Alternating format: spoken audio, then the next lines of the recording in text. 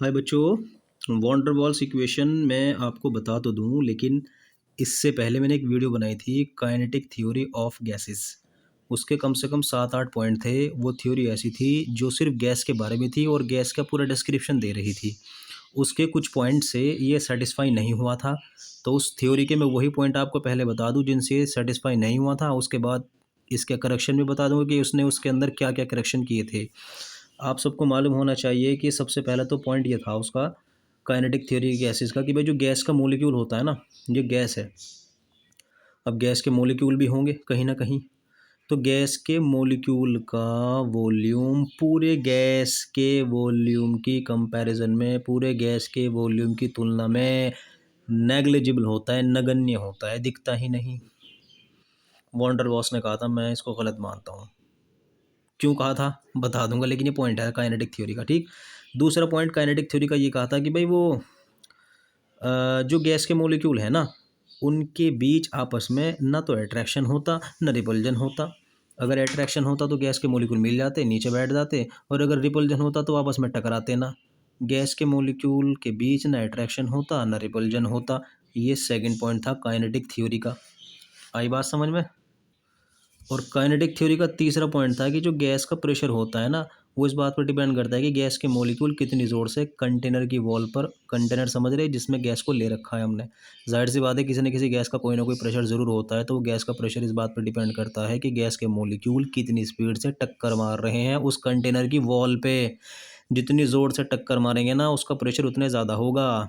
ठीक है, वो जो बलून भरते हैं ना, ऐसे भर दिए बलून, गुब्बारा, तो हमने CO2 गैस छोड़ दी, CO2 सब टक्कर मार रहे हैं इसकी वॉल पे। हमें लग रहा है कि प्रेशर थोड़ा सा हो गया इसके अंदर, फिर हमने और गैस भरी, वो इतना हो गया।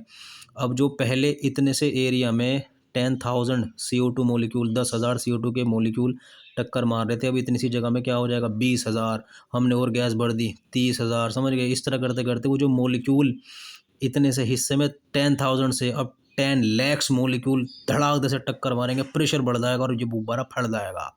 इसका मतलब गैस का प्रेशर इस बात पर डिपेंड करता है कि गैस के मॉलिक्यूल कंटेनर की वॉल पे, यानी जिसमें आपने लिया हुआ है उसकी दीवार पे जितनी ज़ोर से टक्कर मार रहे हैं, वो गैस का प्रेशर होता है। तो गैस का प्रेशर, गैस के मॉलिक्यूल कोई अट्रैक्शन रिपल्जन नहीं होता, और गैस की कंपैरिजन में, यानी गैस के वॉल्यूम की कंपैरिजन में, गैस के मॉलिक्यूल का वॉल्यूम नेग्लिजिबल होता है।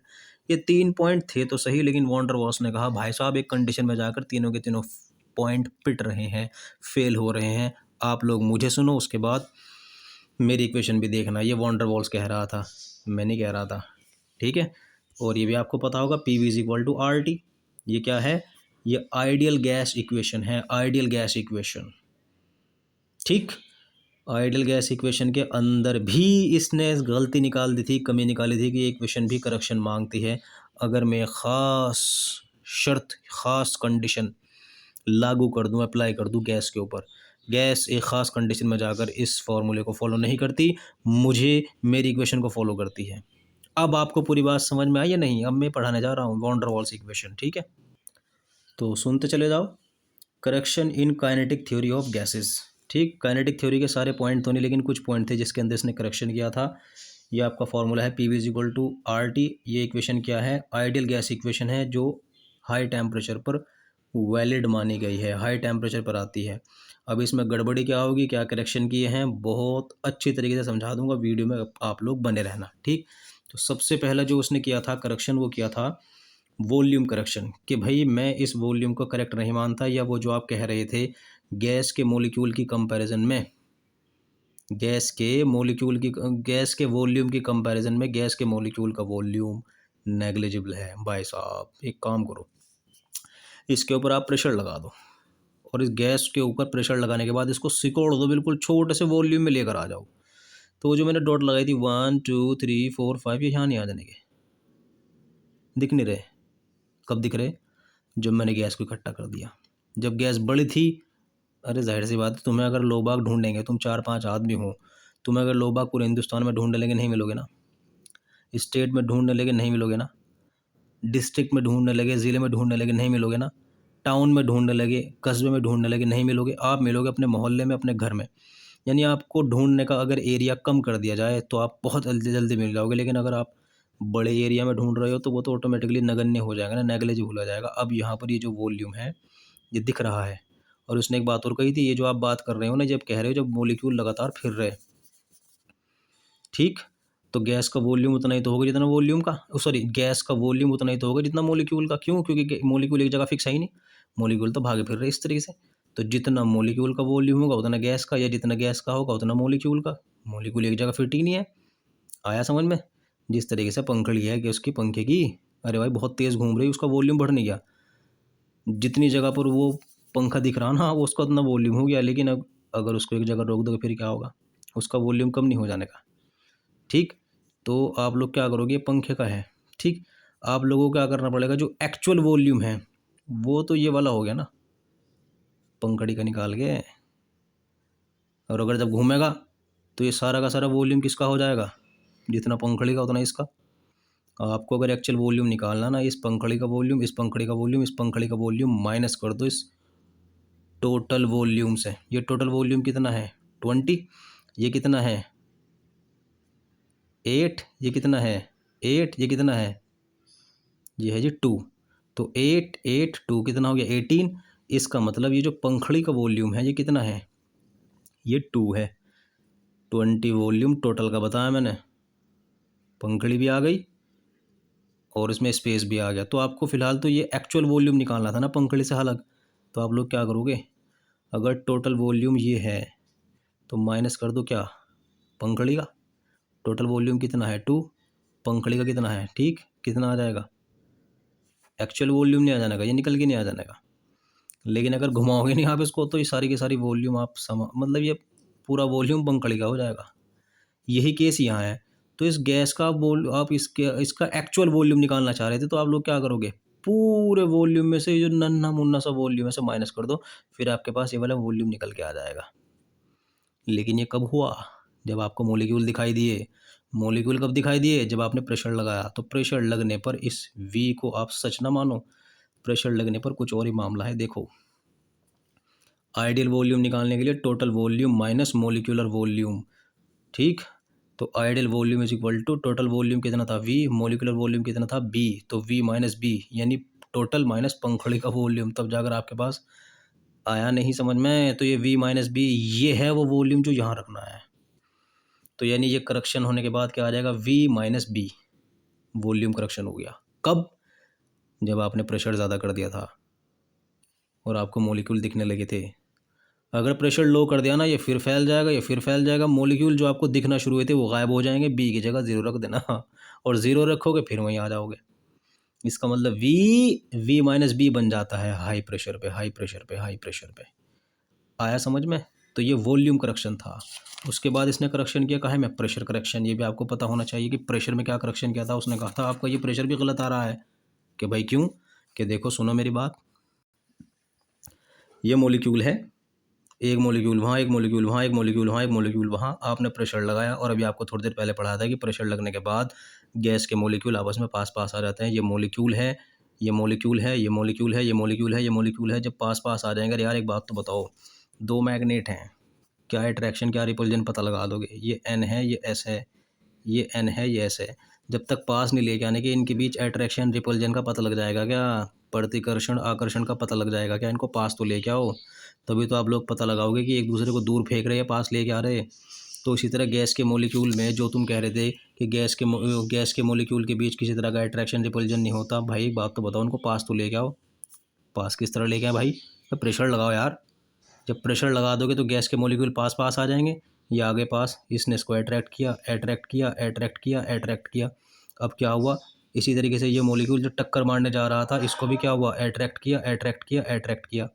तो ये जो मॉलिक्यूल था जो वॉल पे टक्कर मारने जा रहा था, ये कह रहा है यार मुझे पीछे से खिंचावट हो रही है बहुत ज़्यादा, ये मॉलिक्यूल मुझे अट्रैक्ट कर रहे हैं क्योंकि मेरे करीब आ चुके। करीब क्यों आ चुके? प्रेशर ज़्यादा कर दिया। प्रेशर ज़्यादा करने पर ये मॉलिक्यूल करीब आए, तो वो जो मॉलिक्यूल कोलिजन करने जा रहा था, टक्कर मारने जा रहा था, अब उसने उतनी ताकत से टक्कर नहीं मारी जितनी आप सोच रहे थे। और मैंने आपको स्टार्टिंग में बताया था कि किसी भी गैस का प्रेशर इस बात पर डिपेंड करता है कि गैस के मॉलिक्यूल कितनी ज़ोर से टक्कर मार रहे हैं, कोलिजन कर रहे हैं कंटेनर की वॉल पे। तो इसका मतलब इसका जो प्रेशर आ रहा है वो आप लोग जो नाप रहे हो वो कम आ रहा है। क्यों? क्योंकि थोड़ा बहुत प्रेशर तो उस अट्रैक्शन की वजह से कम हो गया।